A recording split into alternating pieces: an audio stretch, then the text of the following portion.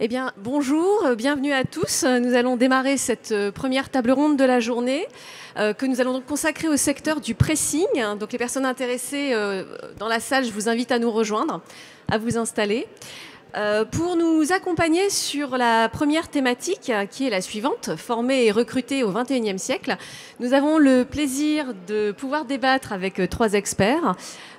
Donc Milou Dalouche, je vais les laisser se présenter très rapidement chacun. Donc Milou Dalouche du CTTN, Maxime Bonpeilly de chez Acto et Céline Germouti qui est chef d'établissement. Donc un petit tour de table rapidement. Milou. Oui, bonjour, Milou Dalouche. Donc, je suis formateur au CTTN, métier du pressing et de la blanchisserie, et plus spécialement dans l'apprentissage. Merci. Donc pour moi, Maxime Bonpeilly, je suis directeur régional d'Acto Nouvelle-Aquitaine. Acto, c'est l'opérateur de compétences, donc ça veut dire que le thème, on est bien dedans. Donc qui accompagne le secteur de l'entretien textile, donc pressing, blanchisserie, sur tout ce qui est formation, compétences et des besoins des entreprises. Bonjour, donc Céline Germouti, je suis directrice d'un lycée général technique et professionnel, un centre de formation pour adultes et centre de formation par apprentissage. Et nous ouvrons à la rentrée prochaine, donc en septembre, un CAP, donc métier de l'entretien des textiles, options A et B. Merci à tous les trois. Céline me permet de faire une transition absolument directe avec la première question qui nous intéresse, à savoir aujourd'hui, quelle est l'attractivité de ce métier? Est-ce que l'un de vous veut prendre la parole sur ce point pour démarrer? Miloud peut-être? Alors, en expérience, je m'occupe des apprentis depuis une quinzaine d'années. Et un métier qui n'avait pas très bonne presse, mais je me retrouve avec des apprentis qui ont des parcours professionnels exceptionnels. Des gamins de 15-16 ans qui arrivent, qui n'ont aucune vision sur l'avenir, et en intégrant cette formation, ils arrivent à avoir des métiers où ils puissent s'investir. J'ai beaucoup de mes anciens apprentis qui ont repris leur entreprise, qui ont créé leur entreprise. Ouais. Moi, l'attractivité, elle n'est pas visuelle tout de suite au début, mais il y a des super parcours. Voilà. Céline, peut-être, parce que de fait, vous l'avez dit, vous créez une nouvelle section consacrée à ce secteur d'activité. Qu'est-ce qui vous a motivé, malgré, on va dire, un petit peu la déficience d'image de ce métier?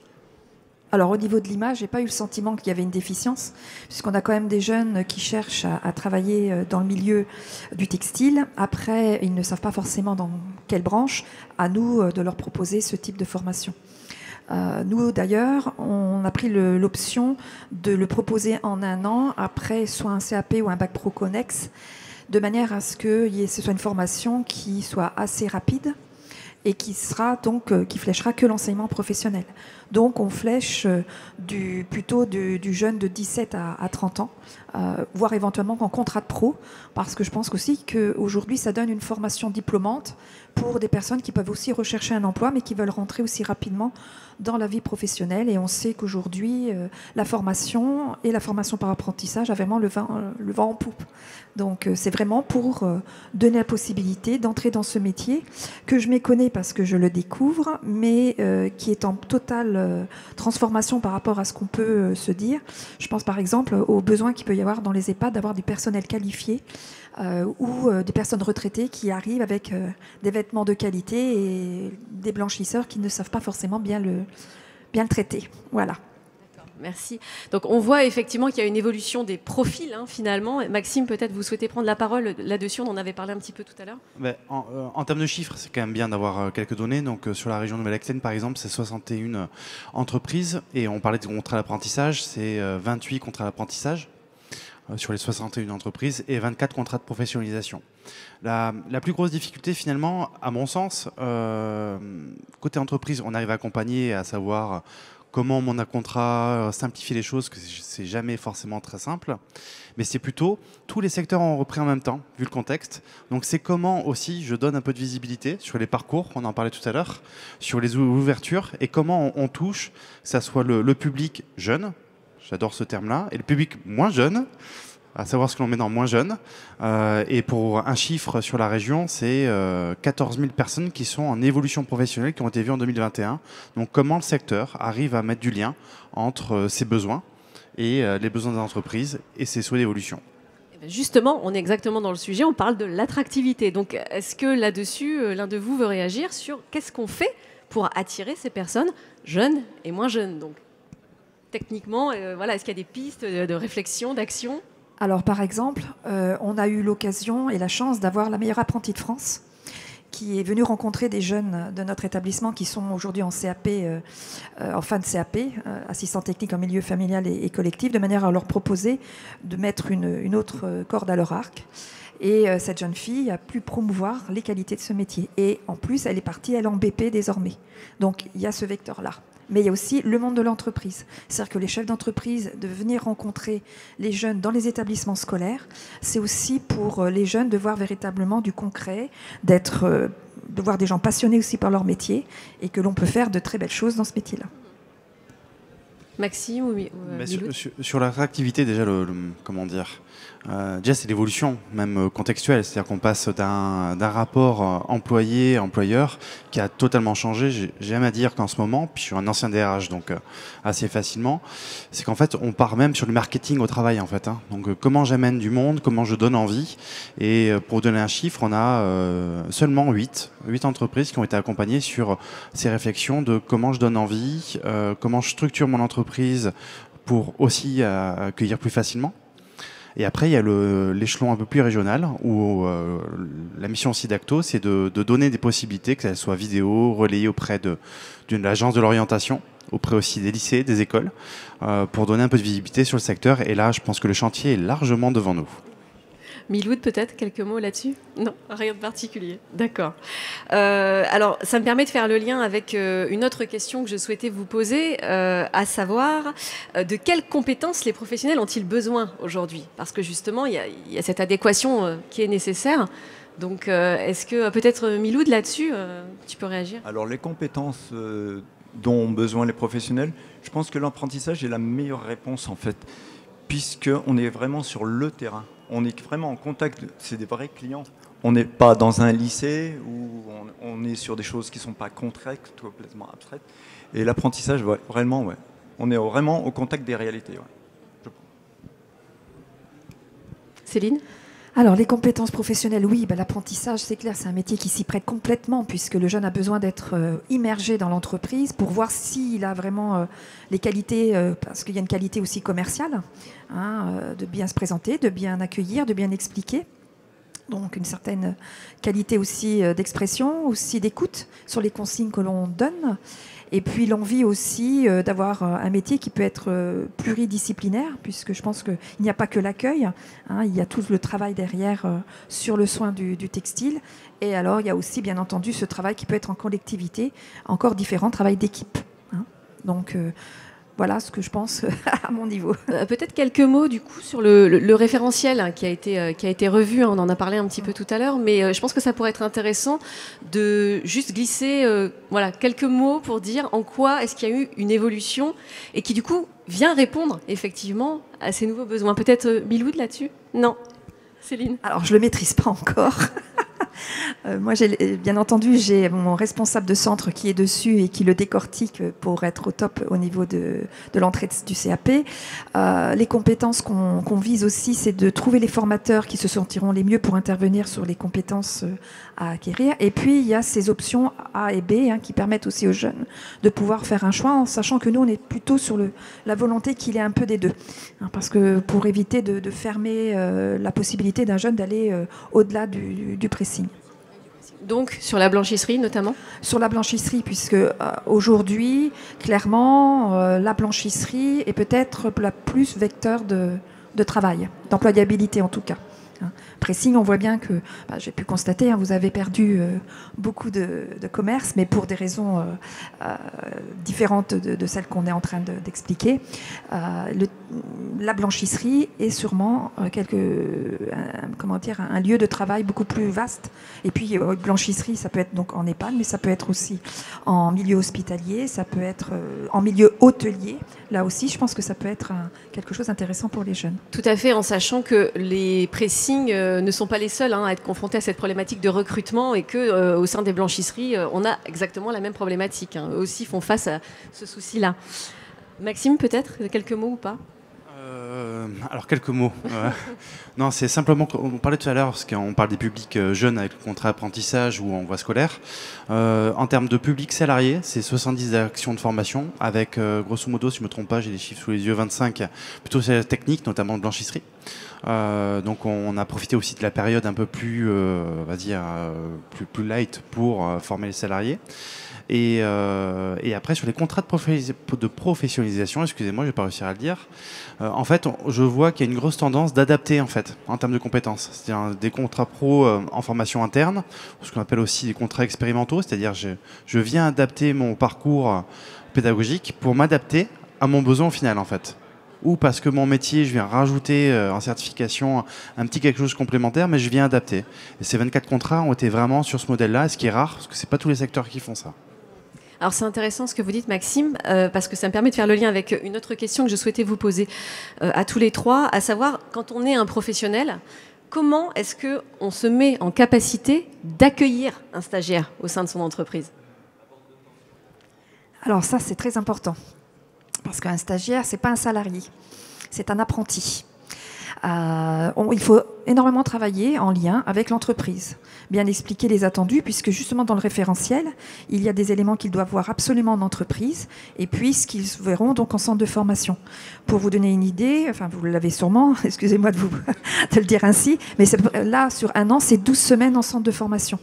Donc sur les 12 semaines en centre de formation, il ne faut absolument pas faire ce qu'ils ont vu en entreprise. Donc il y a un travail de partenaire, il y a un travail de filage même toute l'année, avec un tuteur au sein de l'établissement, mais aussi un tuteur au sein de l'entreprise. Alors il ne faut pas que ça fasse peur parce qu'on a besoin des entreprises, mais c'est un partenariat. Et si on veut véritablement que le jeune comprenne qu'il est sur les deux champs en train d'apprendre, eh bien ce partenariat est très très important. C'est essentiel pour préserver également sa motivation, bien sûr, et son intérêt. Et j'en profite pour dire que si nous, au lycée Notre-Dame à Fontenay-le-Comte, on fait cette démarche, c'est parce que nous avons à Fontenay-le-Comte une entreprise que dirige Monsieur De Keyser, qui est là pour nous soutenir et qui fera ce travail de relation et de mise en réseau avec d'autres entreprises. L'entreprise est véritablement la clé de la réussite. D'accord. Miloud ? Forcément, hein, l'entreprise est un partenaire essentiel, mais l'apprenti, ce n'est pas de la main-d'œuvre pas chère. On a un devoir de transmission, de formation. Et dans ce cadre-là, il y a des aides. Donc il ne faut pas se voiler la face. Donc vraiment, il faut vraiment utiliser ce temps de formation. Voilà. Est-ce que tu penses que ça passe par une sensibilisation des professionnels alors, aux aides, évidemment, parce que ça attire, mais il faut quand même qu'il soit bien conscient que l'enjeu n'est pas que financier. On est bien d'accord. Il est d'ailleurs surtout pas financier, comme tu le dis, dans la transmission. Donc, il est dans la transmission et il est dans l'héritage professionnel. Et ce qu'il faut bien penser, il n'y a pas que l'apprenti qui se forme. Nous, au CTTN, on forme également les maîtres d'apprentissage. Il faut les former. Voilà, tout simplement. D'accord ? C'est le devoir de transmission. Et c'est un investissement pour moi. Alors quand tu dis on forme les maîtres d'apprentissage, concrètement, sur les contenus donc, de transmission également ? Oui, alors je n'en parlerai pas trop. Je n'en parlerai pas trop de nos contenus. D'accord ? D'accord, ok. Alors, pour rajouter, il y a en effet des formations pour les tuteurs, pour qu'ils sachent comment accueillir et comment dire, accompagner, chercher le terme, l'apprenti. Et puis une autre chose aussi qui est importante, c'est que l'apprenti, tous les jeunes ne peuvent pas être apprentis. Parce que justement dans l'apprentissage, il faut qu'ils comprennent qu'ils ont un statut de salarié, qu'il y a une obligation de travail, bien entendu, dans l'entreprise, avec des objectifs à atteindre, mais aussi dans l'établissement. C'est 35 heures par semaine. Donc ça, il faut qu'il l'intègre, donc entretien au préalable. Il y a même ce qui existe des préparations à l'apprentissage pour que le jeune comprenne dans quel type de formation il va se diriger. Mais la plupart, quand ils savent très bien ce dont il est question, ça se passe très bien. Et je pense qu'à l'avenir, on aura nos meilleurs élèves qui iront dans l'apprentissage. Parce que vous, en tant qu'entreprise, vous allez aussi avoir besoin de très bons apprentis. Vous ne voulez pas faire leur éducation. En gros, ça nous appartient un peu dans les lycées. Maxime, peut-être quelques mots sur voilà, comment on se met en capacité d'accueillir un apprenti. C'est pour ça déjà, c'est un peu le cœur de mission d'un opérateur de compétences. Donc on a des conseillers qui accompagnent des entreprises là-dessus. On a même on a lancé un club d'OFA, CFA sur justement le rôle en termes de sécurisation. C'est-à-dire qu'un apprenti, on le récupère. Peut-être qu'au début, on ne va pas le mettre 2 mois d'affilée dans l'entreprise en plein rush. J'ai déjà vu ça, donc c'est pour ça que je dis ça. Mais on va bien faire en sorte que ça soit juxtaposé, accompagné. Et là, on réfléchit même, le maître d'apprentissage, excusez-moi, c'est limite un médiateur. On le voit, c'est ce qui est issu de ce club d'OFA, c'est comment on accompagne un jeune et ce qui peut être médiateur. C'est-à-dire que, pour le coup, c'est comment on l'accompagne dans son cadre de vie aussi perso. Parce que j'ai mon cadre de vie personnel qui arrive et je suis dans l'entreprise et je suis loin et j'ai pas prévu ça et je me rends compte que je suis à 25 minutes de trajet et comment je fais maintenant et aussi je me rends compte que je finis tard et puis j'ai ma maman qui s'inquiète parce que je finis tard. J'ai l'exemple de la semaine dernière, c'est pour ça que je dis ça et c'est tout ça aussi. Pour moi, la médiation, limite, ça devient dans les compétences d'un maître d'apprentissage ou d'un tuteur quand c'est un contrat pro. C'est du gagnant-gagnant. Oui, et je pense qu'aujourd'hui, c'est absolument ce que les professionnels doivent comprendre. On est gagnant, évidemment, à prendre un apprenti parce qu'on va être dans la transmission. Et si on veut assurer la pérennité de ce métier, en fait, on n'a pas le choix. Il faut y aller. Alors, on va embrayer sur la question suivante. Et je vais m'adresser à Maxime pour ça, sur quelles sont les formations qui sont accessibles aujourd'hui et comment est-ce qu'on peut les financer ? Parce qu'on a parlé de l'aspect financier qui, évidemment, n'est pas anodin pour un professionnel. Donc, Maxime ? Alors, qu'est-ce qui est accessible ? Grosso modo, j'ai envie de dire, pas tout, mais une grosse partie. Ça dépend aussi. D'ailleurs, on regarde plutôt l'évolution en termes de compétences. C'est qu'est-ce que je vais acquérir derrière ? Comment est-ce que ça peut être financé ? Ce que j'explique souvent aux conseillers, c'est qu'on part essentiellement du besoin. Et après, les techniques de dispositif, c'est nous qui gérons, limite. On est là pour décrypter. Mais pour vous donner un exemple plus concret, c'est-à-dire que notre rôle, c'est aussi d'aller chercher des financements ailleurs. Là, j'ai une entreprise, je ne citerai pas, pour 12 000 €, on est allé chercher du cofinancement régional. La région Nouvelle-Aquitaine nous accompagne sur la relance post-Covid. Et là, pour le coup, c'est ce relais, c'est lors des visites où on est capable de dire...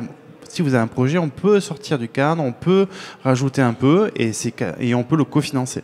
Voilà, ça fait partie de ces exemples-là. On a d'autres aussi situations où... Dans le cadre, oui. Pardon Maxime, dans le cadre de formation ? Oui, ouais, formation, ouais. Formation. Et puis même d'autres choses, que là aujourd'hui on a développé une marque sur la région de Nouvelle-Aquitaine qui s'appelle Active Job, où on est dans un même lieu sur des branches professionnelles. On donne à voir l'appareil de formation, donc comment on peut former, c'est du conseil en formation, les entreprises. Et donc finalement dans ce même lieu se rencontrent des personnes qui ne se voient pas forcément tout le temps et qui sont là, pour donner un chiffre, c'est un peu plus de 300 personnes vues au premier semestre. C'est plutôt pas mal. Et c'est ça qu'on développe aussi. C'est comment on amène du monde au même endroit pour se rencontrer et découvrir un peu les métiers. Miloud, tu veux réagir sur ce sujet ? Céline ? Sur qu'est-ce qui est accessible en termes de formation ? Tout à l'heure, vous évoquiez donc le pressing, mais pas que. On a parlé aussi de la blanchisserie, bien sûr. Moi, j'étais plutôt pour rebondir sur l'aspect financier. Bien sûr, il y a aussi cet aspect dont on a parlé. Je vous en prie. Donc, la taxe d'apprentissage, puisque nous, les établissements, c'est grâce à ça qu'on peut aussi investir. Mais c'est vrai qu'il y a eu du changement, et donc c'est l'occasion d'en parler. Voilà. Disons qu'aujourd'hui, on a une liberté d'ouverture plus libre de formation. Il ne faut pas le faire n'importe comment, il faut déjà être certifié et puis il faut aussi avoir des entreprises qui nous suivent, autrement, bien entendu, on ne peut pas y arriver. La taxe d'apprentissage pour les établissements scolaires est essentielle. Alors je sais que vous êtes tous en tant qu'entreprise très sollicités, donc visez véritablement les établissements qui font cette formation. Ensuite, lorsque vous prenez un apprenti, eh bien, ce qu'on appelle un coût contrat, et ce coût contrat nous permet donc pour chaque apprenti de payer le formateur, de faire fonctionner le cours et un petit peu d'investir. et j'en discutais tout à l'heure en aparté, il est clair que pour le renouvellement rien que du matériel, s'il y a des avancées notamment techniques, si dans nos centres, nous n'avons pas le matériel, j'allais dire de la dernière pointe, mais du moins en adéquation avec ce qu'ils peuvent voir dans l'entreprise, c'est un problème. Et donc, c'est l'attaque d'apprentissage qui nous permet d'investir. Alors, c'est vrai que la région a gardé cette compétence d'investissement, mais elle a une enveloppe qui n'est pas, qui s'étend éternellement. Donc voilà, votre, entre guillemets, taxe, celle que vous versez, eh bien, c'est celle qui nous sert aujourd'hui à investir. Moi, concrètement, pour ouvrir donc cette année, c'est la taxe d'apprentissage sur laquelle je mise pour acheter le matériel et aménager la salle. Après, chaque apprenti apportera donc son coût contrat pour faire fonctionner la formation. Voilà. Dans quelle mesure est-ce qu'il est possible d'envisager des partenariats directement avec des fabricants ou des fournisseurs pour venir compléter justement tout ce matériel plus récent, plus moderne et qui répond davantage à ce que les apprentis vont rencontrer sur le terrain? Alors déjà, c'est d'être en lien direct avec des entreprises, là, notamment avec Monsieur de Kayser. C'est aussi à lui et l'entreprise Email qui vont venir pour l'aménagement et qui vont me dire si telle ou telle machine est toujours cohérente avec ce qui se trouve sur le terrain. Et puis de continuer à rester en contact, de venir lors de ces réunions que vous faites, parce que ça me permet aussi, moi, de voir un peu ce qui bouge, ce qui évolue. Mais c'est vraiment toujours l'entreprise qui peut être, dans le cadre du partenariat, incitative et nous expliquer, voilà, et puis par un don, ça peut être un don aussi de matériel, tout simplement. Vous voulez réagir sur ce point? Non. Rien à dire de plus, c'est très bien résumé. Ok. Miloud. Peut-être pour éviter ce déphasage du plateau technique, c'est ce qu'on appelle plateau technique, je pense que, alors, matériel pressing, c'est encore jouable au niveau financier, mais je pense que blanchisserie, il faut absolument mener des partenariats. On ne va pas mettre un tunnel de lavage dans un lycée. on est bien d'accord. On est d'accord. Ça va être compliqué. Alors, sur l'attractivité dont on a parlé tout à l'heure, je voudrais un peu juste revenir sur ce point-là à travers une autre question, justement pour attirer ces jeunes et ces moins jeunes. Est-ce qu'il peut être pertinent d'élargir la base de recrutement en développant de nouveaux services, par exemple? Ce qui permettrait d'aller à la rencontre de profils différents, auxquels on ne pense pas forcément aujourd'hui. Et ça peut trouver un sens, à la fois ça a un nouvel apport d'innovation, de compétences. Et si oui, comment on fait pour aller les chercher? Alors, dans les entreprises, on a l'obligation de former son personnel tout le temps de sa carrière. Donc, ça peut être aussi en mettant en avant ce type de formation qui peut les intéresser. Après, les nouveaux services, comme je l'ai dit tout à l'heure, faire penser que travailler, par exemple, dans une blanchisserie, dans un hôtel, il peut y avoir quelque chose de très intéressant. Les jeunes qui se destinent à l'aide à la personne, ça peut être aussi au sein des EHPAD pour les aider. Ça va être aussi, alors je pense à quelque chose, mais par exemple, quand on a un site comme le Puy du Fou, où il y a beaucoup d'uniformes et de costumes, eh bien, c'est aussi peut-être axer le fait que le pressing est véritablement là pour répondre à une problématique, c'est-à-dire des costumes spécifiques avec des matériaux qui doivent être un soin particulier. Voilà, on peut peut-être utiliser ce genre d'exemple pour peut-être attirer les jeunes ou les moins jeunes et puis développer des nouveaux services. Maxime, peut-être? Alors, quand on dit faut-il développer des nouveaux services, en fait, on développe la base de recrutement sur donner à voir, casser les représentations. Déjà, c'est le premier point. Et après, sinon, c'est développer d'autres services qui donnent en fait une capacité d'activité plus large. Si j'ai cette logique-là. Sur la première, en fin de compte, je pense que c'est aussi ce serait assez intéressant, et ce qu'on essaie de faire aussi en termes d'échanges avec les missions locales ou autres, de dire que finalement c'est un métier, je rejoins ce que vous avez dit, qui est plutôt finalement, avec ce qu'on a passé il n'y a pas longtemps, la question de la blanchisserie, du lien aussi finalement qui limite santé, mais c'est ça aussi à valoriser, et c'est ça qui est important de mettre en avant auprès déjà des entreprises, qu'elles soient capables de le verbaliser. Ça, c'est quand même important là-dessus. Et je trouve que là-dessus, c'est un travail à mener qui doit être assez régulier. Après, sur la base des services, c'est plutôt le parcours qu'on peut avoir. Je rentre dans une entreprise, comment je peux évoluer, quelles compétences je peux acquérir et vers quoi je peux la transmettre. Et autour de la blanchisserie et de l'entretien textile dans sa globalité, vers quoi je peux aller? On a un milieu industriel, donc c'est ça aussi qu'il faut arriver à valoriser. Et c'est peut-être sur cette base-là qu'il faut arriver à mettre des mots pour donner aussi envie. Parce que ce que vraiment j'insiste aujourd'hui, c'est donner envie. Donc le levier communication central. Complètement. D'accord. Miloud? Non, passe ton tour.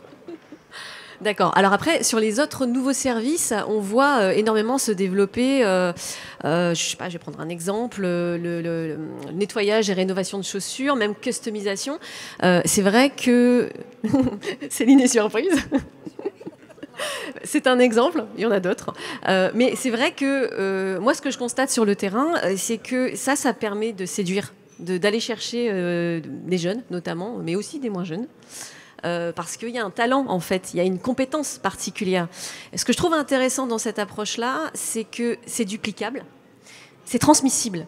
Et on voit justement des professionnels de l'entretien des textiles, des pressings par exemple, des exploitants de pressing, qui se mettent à proposer ce nouveau service, donc nécessairement s'y former, et à leur tour transmettre et dupliquer le concept. Et ça, c'est vrai que c'est un exemple, mais est-ce que éventuellement vous auriez d'autres exemples qui vous viennent à l'esprit?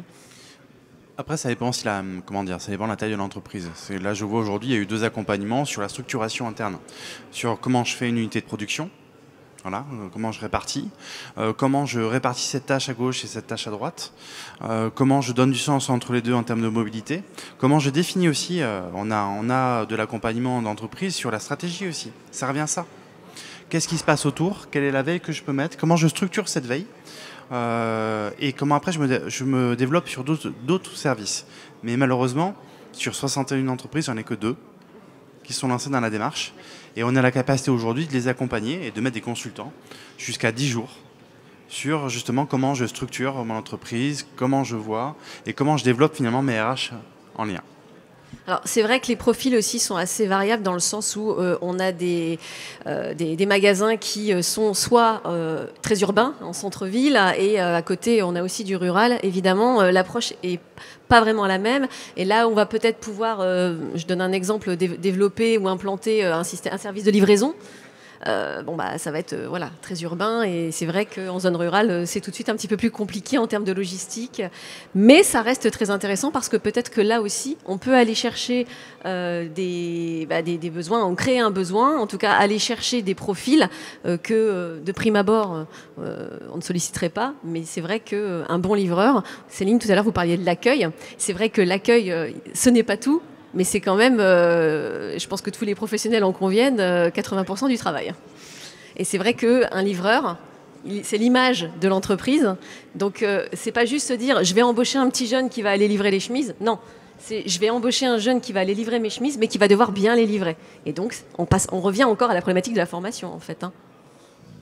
Milou, la communication est très importante. Oui, on en revient sur le levier communication. Voilà, la communication est très importante. Ce métier donc a été rénové, se modernise avec d'autres services. Et je pense que ça ne... Enfin, il faut aller vers les jeunes pour en parler, ou les moins jeunes, parce qu'ils ont peut-être l'image du pressing d'il y a une dizaine d'années. C'est ça, on parlait tout à l'heure de l'image, et c'est vrai que quand je parlais le terme était peut-être mal choisi, mais c'est vrai qu'il y a un déficit d'image au sens où ce métier est peut-être mal perçu aujourd'hui. Oui. On n'en a pas l'image réelle, parce que c'est un métier qui a évolué, bien entendu, qui est obligé d'innover, de se réinventer. Donc, la communication, on y revient. Milou, tu voulais réagir? Alors oui, rien de plus qu'un pressing ressemble à un autre pressing ressemble à un pressing, mais tous les pressings sont différents. Et je pense que le pressing rural, celui qu'on va trouver dans les petits villages, lui, il peut apporter d'autres services. C'est cette multitude de services. Mais rajouter des services, mais il ne faut pas perdre le cœur du métier qui est quand même l'entretien des textiles. On est d'accord. Ouais. On évoquait tout à l'heure en off avec Maxime, c'est vrai qu'il y a pas mal de magasins qui mettent en place la livraison, récupération et livraison de colis. Bon, on ne va pas se voiler la face, c'est une possibilité, mais c'est quand même très chronophage et en vérité assez peu rémunérateur. C'est une piste si vraiment on va arrondir les fins de mois, mais vite fait, quoi. Et encore, mais après, ça renvoie aussi à l'accueil. C'est là où parce que j'ai un exemple, je crois, sur la souterraine que j'avais vu, donc territoire plutôt éloigné, où justement, en fait, c'est des fois comment on se présente, parce c'est de la marque employeur, en fait, qu'on met en vient livrer, on est représentant de l'entreprise, et c'est pour ça que je fais une parenthèse, mais on accompagne aussi des entreprises, j'ai vu des entreprises du secteur, sur la marque employeur, comment je recrute et les réseaux sociaux. Parce que aussi comment je parle à un public et qui aujourd'hui est très très très très réseaux sociaux. Enfin moi personnellement, je découvre de plus en plus TikTok grâce à ma fille, mais demain ma fille sera peut-être embauchée grâce à TikTok. Enfin je pousse le bouchon, mais pas loin Non, mais peut-être. c'est pas impossible, effectivement. On l'a vu sur ces dernières années, la façon dont les réseaux sociaux permettent de recruter, justement, d'aller vers ces nouveaux profils auxquels on ne pense pas nécessairement. Ça, c'est certain. Je pense qu'aussi le fait que le développement durable est passé par là dans votre métier, dans vos métiers, ça aussi c'est une chose qui peut aussi changer l'image chez les jeunes. Un autre levier. Voilà, c'est-à-dire que peut-être en passant par le pressing, je suis moins polluante qu'en voulant nettoyer absolument par mes moyens, avec des lessives plus ou moins agressives. Voilà, je pense qu'il y a aussi cet aspect-là qui doit être véhiculé auprès de jeunes. Je fais un métier dans le cadre du développement durable, parce que les jeunes sont de plus en plus sensibles à ça. Eux, ils sont nés depuis la maternelle à respecter leur environnement. Nous, on a pris ça en cours. Donc ça aussi, c'est un point qu'on pourrait mettre en avant pour mettre ce métier en exergue. Oui, et puis montrer qu'il s'est modernisé, effectivement. Oui. On arrive à la fin de cette première table ronde. Est-ce qu'il y a des questions ?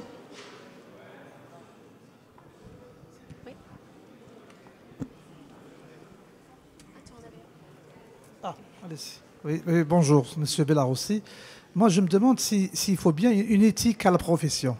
Quand on dit qu'un pressing il doit se développer et aussi avoir d'autres ressources, mais quand on dit les experts, c'est qu'il faut garder le cœur du métier. Et aussi, comme on dit maintenant, les réseaux sociaux. Maintenant, on a des pressings qui sont porte fermée, c'est-à-dire on ne va plus d'entreprise physiquement. C'est qu'elle existe sur les réseaux sociaux. Et je pense que le coût n'est pas le même comme une entreprise qui est sur une grande rue ou à devanture. C'est pour ça qu'il faut une éthique, comme on dit, pareil comment dirais-je, tout ce qui est rapport avec la réglementation qui n'est pas respectée. C'est ça aussi. C'est que c'est un facteur qui nuit à la profession. Alors je rebondis parce que je trouve qu'aujourd'hui, c'est sur pas mal de secteurs, c'est comme ça. C'est qu'en fait, aujourd'hui, je me déplace. Je vais payer, récupérer ou payer une prestation et je reviens. Et grosso modo, le parcours client, il n'est plus qu'au moment où j'arrive, mais il est du début à la fin. Parce que quand je suis passé, si ça ne m'a pas plu, je vais mettre un commentaire sur Google ou sur autre, Donc c'est la partie aussi réseaux sociaux, pour certains, cette approche-là. C'est là où je vois globalement qu'il y a un besoin. Et pour donner les ateliers réseaux sociaux, en 5 minutes, sur la région, ils sont full en 5 minutes. Parce que justement, un chef d'entreprise ou une chef d'entreprise qui gère ça, elle ne sait pas le gérer. Parce que c'est comment je gère ce parcours où j'ai quelqu'un qui va peut-être mettre une note, qui va peut-être me mettre quelque chose, en amont, et en fait, je rencontre de plus en plus d'entreprises un peu démunies sur ce système-là, parce que c'est quelque chose qui existait avant, mais qui existe de plus en plus, parce que justement, des fois, on n'a plus de présentiel, on n'a plus de contact, ou des fois, on a même perdu le sens du contact. On a l'habitude du 100% distanciel, et c'est dommageable à plusieurs niveaux, on en parlait tout à l'heure. Alors, ce distanciel, on est en train de perdre un petit peu le cœur du métier. Surtout, alors je ne dis pas le pressing de grande surface, mais le pressing de quartier. Il y avait un lien social. Bien sûr. Et ça, on ne doit pas le quitter. Le lien social, ça fait partie du cœur de notre métier. La proximité, on est d'accord, quand on est artisan, c'est un peu quand on est artisan, dans les bases, on va dire. On ne voit pas la petite mémé depuis 3 jours, on se pose des questions, voilà. Donc c'est vrai, effectivement, la proximité reste un facteur essentiel.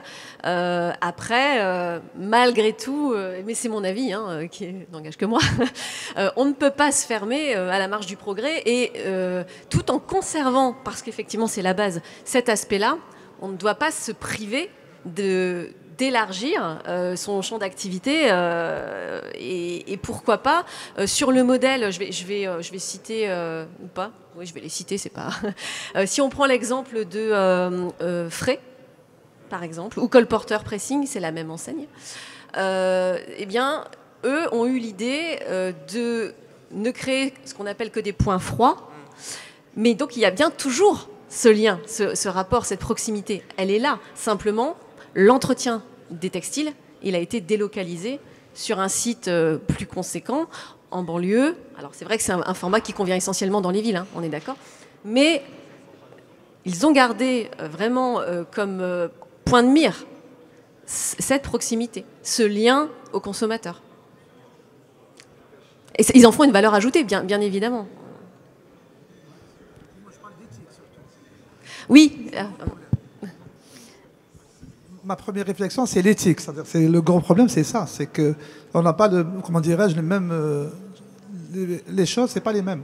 C'est-à-dire, vous avez parlé des discounters, vous parlez des professionnels, mais à la base, c'est de faire son métier correctement. C'est ça. Oui. Quand vous avez une personne physiquement, vous pouvez faire des réclamations, vous pouvez faire Oui. plus facilement.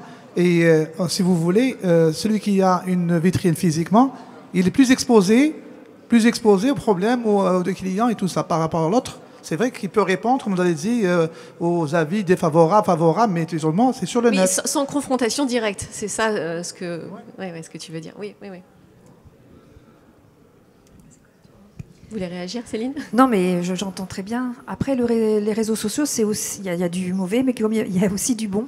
Et les jeunes, c'est aussi un bon moyen de montrer ce qu'on fait dans les pressings, dans les blanchisseries. Mais c'est vrai que les côtés évaluateurs et dévastateur par moment, ça c'est clair. Mais c'est aussi un bon moyen de montrer à quoi sert un pressing, ce qu'on fait dans une blanchisserie. On les rejoindra aussi ainsi. Après, pour ne pas perdre le fil sur la thématique et la formation, on est d'accord, Milou, tu voulais peut-être réagir là-dessus, mais c'est important. Du coup, Faisal parlait d'un problème. On parle de formation des apprentis au métier. Oui. Mais je pense qu'on va peut-être obligé d'apprendre aux gérants de pressing à se former sur le net, quoi. Savoir comment utiliser ces réseaux sociaux, comment se les approprier. Alors pas que sur le net, parce que moi je rebondis sur ce que tu disais tout à l'heure, mais justement, dans les référentiels, on a parlé de l'accueil. Et donc l'accueil étant 80% du travail, évidemment on est beaucoup plus exposé quand on tient une boutique physique, on est bien d'accord, mais on est aussi en théorie formé à ça. On doit être préparé à recevoir un client qui est mécontent et qui vient poser une réclamation. Si on n'est pas formé, on est forcément démuni. Donc, je boucle avec la... Ouais. Ok, est-ce qu'il y a d'autres questions ? Pas de questions ? Écoutez, merci beaucoup pour votre écoute.